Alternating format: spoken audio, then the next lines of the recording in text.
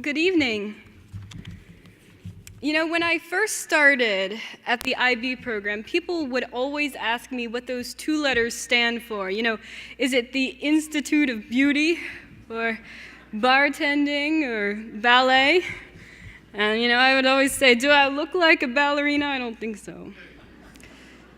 But over these years, I've really learned a lot about what those two letters represent. And so today I'd like to share with you a bit of my story and how it has influenced my perspective on IB. I actually started high school at a regular public school. In the winter of 9th grade, I was just sitting on the floor when I felt the bone in my thigh break. That injury was only one in a long line of broken bones. I have a condition called brittle bones disease, which has caused at least 60 fractures during my lifetime. The year of that femur fracture was already very difficult for me, but this major injury made things a lot worse. I started searching for something that would help me to make a change, and I found it in the International Baccalaureate Diploma Program under the direction of our IB coordinator, Mrs. Amy Wolf. School finally became the challenge I was looking for. And when the teacher asked a question and I raised my hand to answer, I didn't stick out like a sore thumb anymore.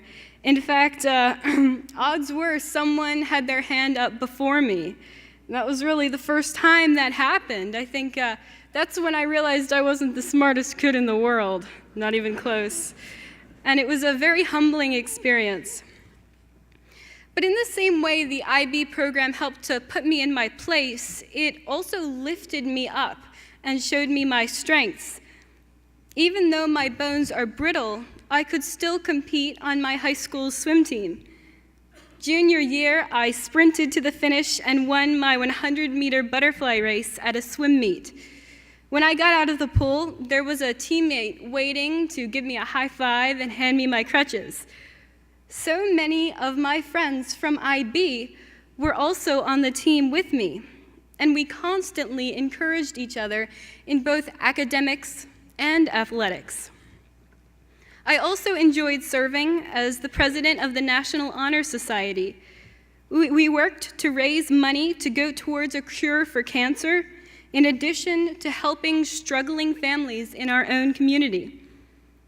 Our work was inspired by what we had learned in IB about the importance of working towards a more peaceful world founded on the idea of mutual respect. Outside of school, I'm the organist and minister of music for a church. The accountability and responsibility that IB has taught me has transferred to my work life.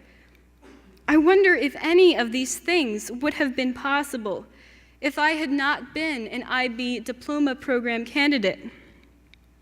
Humility, leadership, and responsibility, these were only a few of the many lessons the IB program has taught me. But I think the greatest is exemplified by an experience I had a few weeks ago. This summer, I had an amazing opportunity to accompany my dad on a business trip to Europe. The day before we were to fly out, I fell and sprained my left ankle and broke my right femur again. My dad had to leave on the flight as planned because his business could not be rescheduled, but my flight had to be canceled.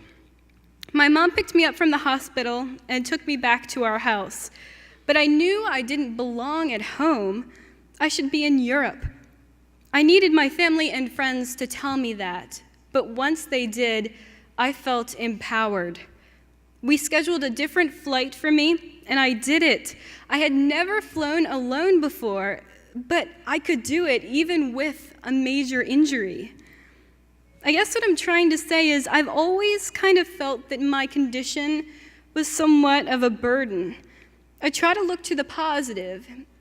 Even if I can't do everything everyone else can do, I can still have an exciting and fulfilling life. But being in the IB program has changed that perspective. Now I don't feel like I can have a happy life despite my condition anymore, but perhaps because of it. I know I wouldn't have had such an incredible experience, such an amazing opportunity for a global education had I not been disabled. I would have gone down another path and not have known what I was missing. Instead, I got to be a part of IB, and in turn, it has taught me so much. I know that when I'm in a difficult situation, such as traveling, I will be able to advocate for myself with the strong speaking skills I mastered in IB English. I will be conscious of cultural diversity, a concept I was taught to appreciate by both my History of the Americas and Theory of Knowledge classes. I will appreciate the importance of language and understanding, a lesson I learned in IB French.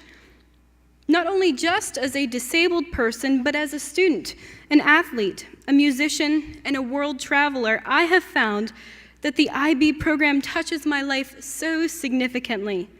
And I am so grateful for the opportunity to have graduated from the IB program, and also for the opportunity to be speaking here tonight. I have the honor of introducing our keynote speaker, Dr. Andy Hargreaves. Andy Hargreaves is the Thomas Moore Brennan Chair in the Lynch School of Education at Boston College. Before that, he was the co-founder and co-director of the International Center for Educational Change at the Ontario Institute for Studies in Education. Andy is the founding editor-in-chief of the Journal of Educational Change and leading editor of the first and second international handbooks of educational change.